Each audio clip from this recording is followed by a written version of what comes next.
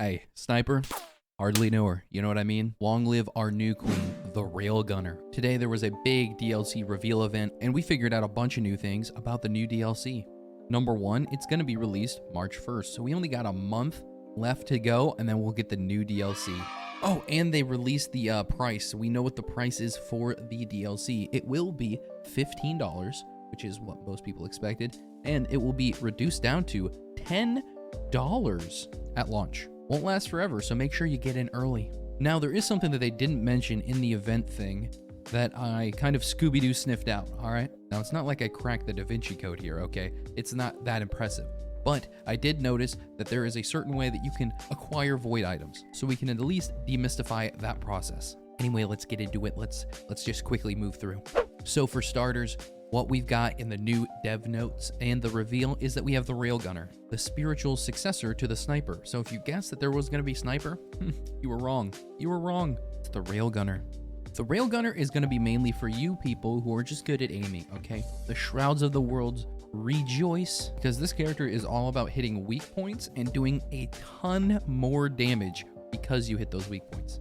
I'll let Jonathan handle the explanation here. The M99 Sniper is a zoom scope that highlights weak points on enemies and transforms your weapon into a piercing 1000% damage railgun. Hitting a weak point guarantees a critical strike, the trade-off being that none of the railgunner's attacks can randomly crit. Items and equipment that increase crit strike chance instead increase your crit strike damage. Each shot using your M99 Sniper scope activates an active reload bar. Hitting a perfect reload not only allows you to refire your weapon faster, but also makes your next attack have a bonus plus 500% base damage. Thanks, Jonathan.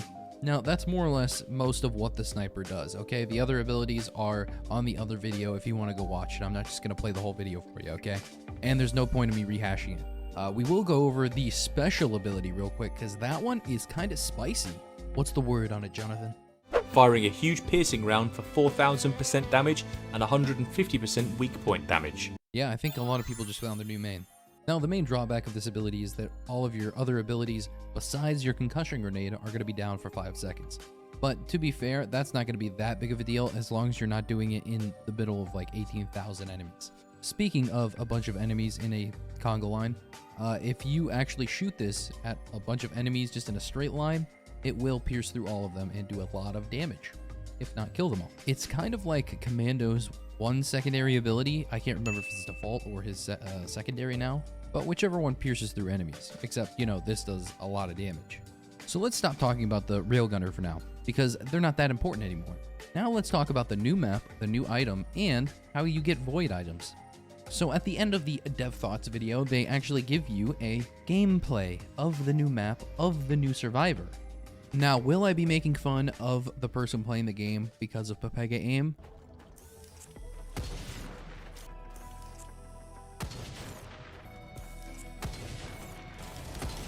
A little bit. Just a tad. We've all been there. If I get made fun of, you get made fun of, okay? Okay?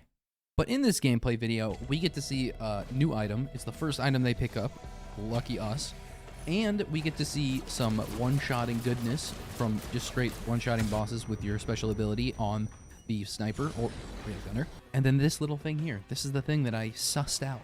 It's an evil teddy bear, but actually it's not really a teddy bear. I assume that it's the void version of the teddy bear, and it looks a lot like a tardigrade, which is, I think, kind of funny.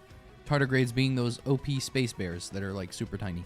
But essentially what is going on here is that there's this little like container, kind of like a lunar bud, where you put 50% of your HP in.